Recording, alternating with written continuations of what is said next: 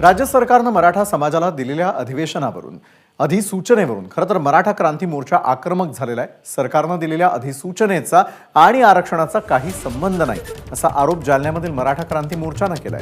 सरकारनं मराठा समाजाची फसवणूक केली आहे आणि त्याविरोधात 17 फेब्रुवारीपासून छत्रपती संभाजीनगर विभागीय आयुक्त कार्यालयासमोर उपोषण करण्याचा इशारा मराठा क्रांती मोर्चानं दिलाय। तर लवकरच छत्रपती संभाजीनगर किंवा तुळजापूरमध्ये मराठा क्रांती मोर्चाची उपोषणाच्या स्वरूपाबद्दल बैठक पार पडेल।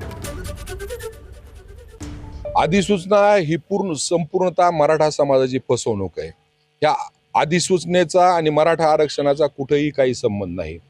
जो कुणबी आहे, ज्याचं कुणबीत्व सिद्ध झालंय, त्याची नोंद सापडली, त्याला प्रमाणपत्र मिळालंय, तोच अर्ज राहणार आहे अशी त्यामध्ये व्याख्या केलेली आहे। पण जो कुणबी नाही तो त्यामध्ये अर्जच करू शकत नाही। आणि आमची जी चळवळ आहे मराठा समाजाला आरक्षण मिळण्यासाठी आहे। मराठा असलेल्या कुठल्याही व्यक्तीशी या नोटिफिकेशनचा संबंध नाहीये। एबीपी माझा, उघडा डोळे बघा नीट।